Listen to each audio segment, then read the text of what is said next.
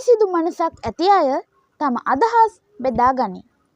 අපිරිසිදු මනසකින් යුක්ත අය කේලම් කියමින් කටකතා පතුරවයි.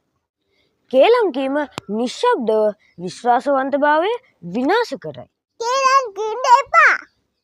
කේලම් කීමෙන් සිදුවන්නේ අන් අය විවේචනය කිරීමක් නොව තමන්ගේ අඩුපාඩු ලෝකයට පෙන්වීමයි.